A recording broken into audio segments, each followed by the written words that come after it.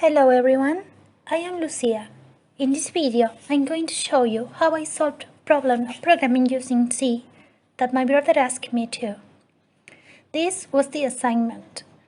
From a txt file, create vector of structures with these contents. You are seeing a capture of the components and the shape of the structure. The first thing I did was to take a look at the book of C programming. Pretty useful, by the way. The book said that all the files must be opened and closed with an fopen and fclose reserved keywords. You need to make sure that the file were opened successfully, so you have to code an if statement. It shall return a not null result. You are seeing me write a letter R between double quotation marks. I did that because I am going to read the file, and you always have to indicate what you are going to do with it. Here is where I found my first problem. The book said that there were many ways to read a file, and each one had similar results with subtle differences. Another complication was that I realized that I need to read each word in the file letter by letter so I could find and quantify the vowels. But after that, I need to read it once again as a whole, a string, and stored it into a string array. As you see, depends whether you are reading a single character or a string, you use different instructions. Finally, I decided to read a single character each time. I stored it into the variable that I declared as palabra, and I displayed it. I coded a while loop. It had a FEOF condition inside. The while loop is going to be executed while the reading process does not come to an end. In other words, while FEOF does not return a yes. As you see, the compiler threw me 3 errors. The first one was because I forgot to put the name of the file inside double quotation marks. The second came across because I wrote an if-else condition, but I did not realize that I couldn't write code between them, as I break the whole logic it has. It was pretty obvious.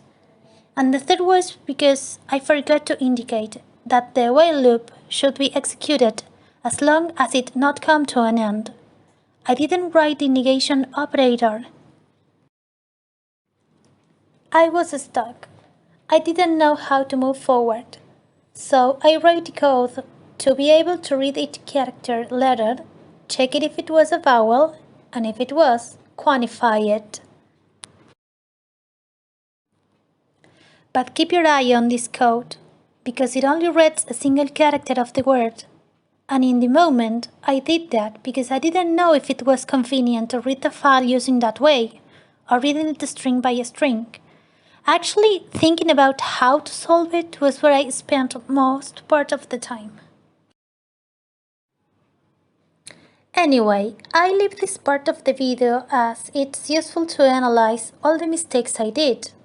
The first one, I wrote the function getC that reads character by character twice in the code, so the program was reading anything in the file.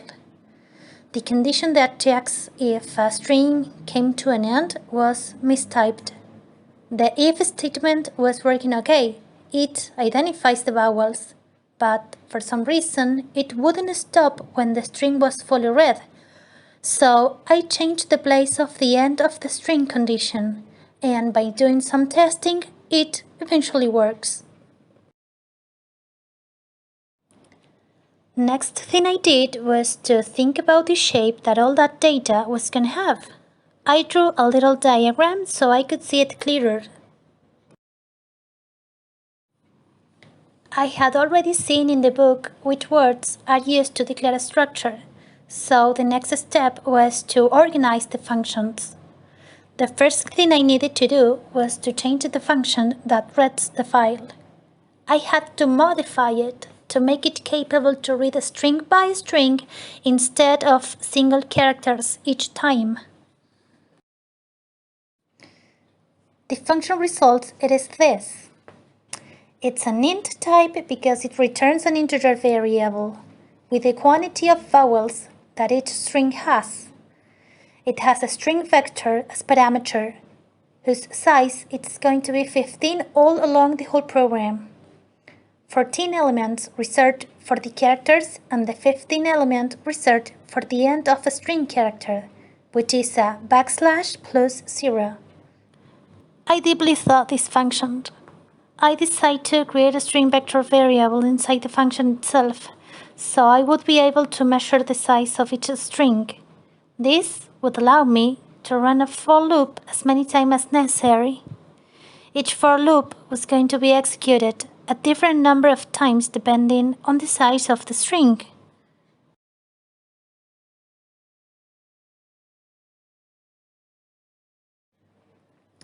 What you are seeing me do right there is pulling apart the function outside the main and taking it into a different file. Between the many things I read in the book was the information that if I send files and strings as parameters in functions, I have to treat them like pointers.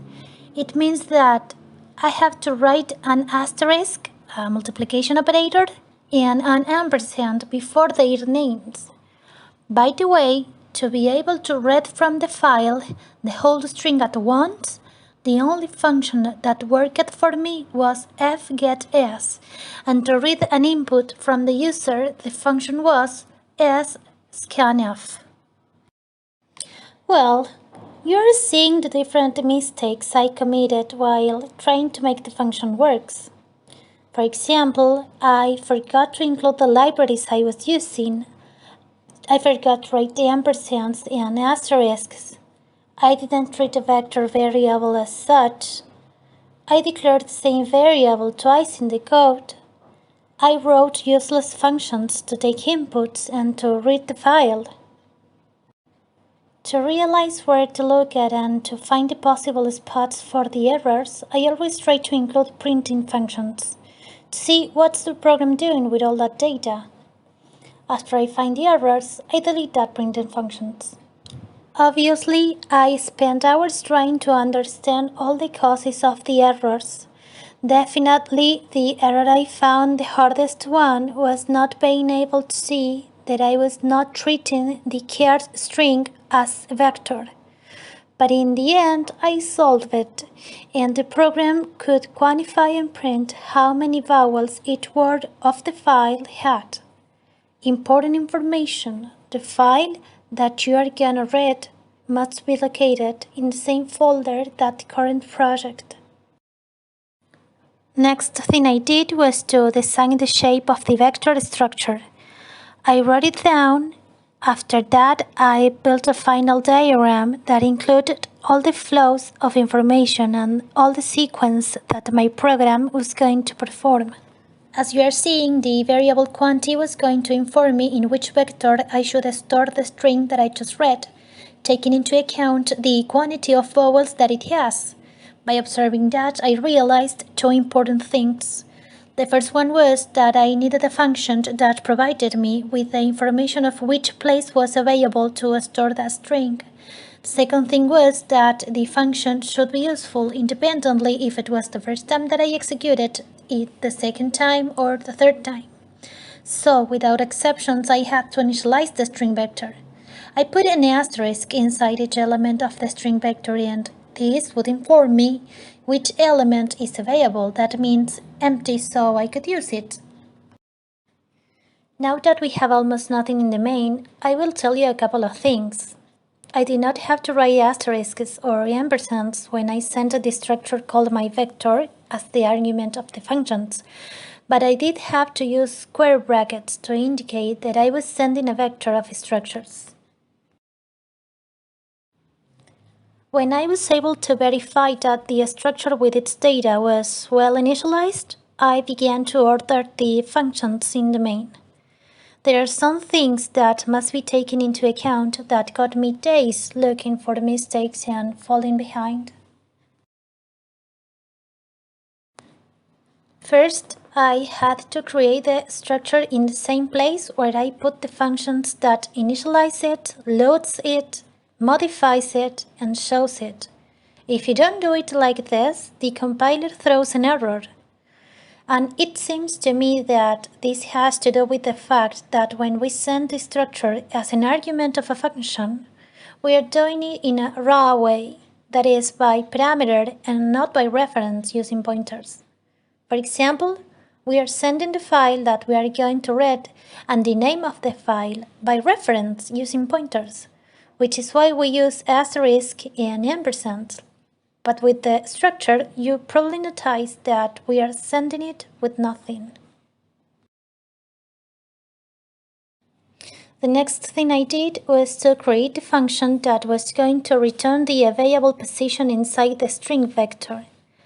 I had thought about making a recursive function to make the program more cool, but the truth is I was already tired and I decided on a more simple function.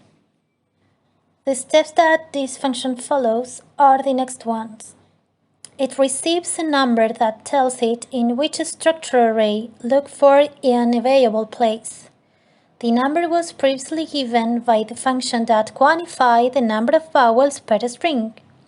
For example, if the string has one vowel, the function looks for an available place in array number 1, which is the vector that will hold all the strings with one vowel. The searching algorithm knows that it has a vector of strings with 6 elements, and in each element, one word fits in. How do you know which element is available? Because that element has an asterisk on it. Do you remember that we put it there before? If there is an asterisk, there is no word in it. Therefore, it is available. So, if the algorithm scans the vector and finds the asterisk, it stops the searching and returns the place, that is, the position number where it stopped, because it found the available place. And that's it. Eventually, that place will store a word. So the second time it gets there, the algorithm will find a word and not the asterisk. So it will continue the searching loop, looking for the next available location. I'm already reaching the last part of the coding challenge. What I did was to style up and comment what each line of code performed.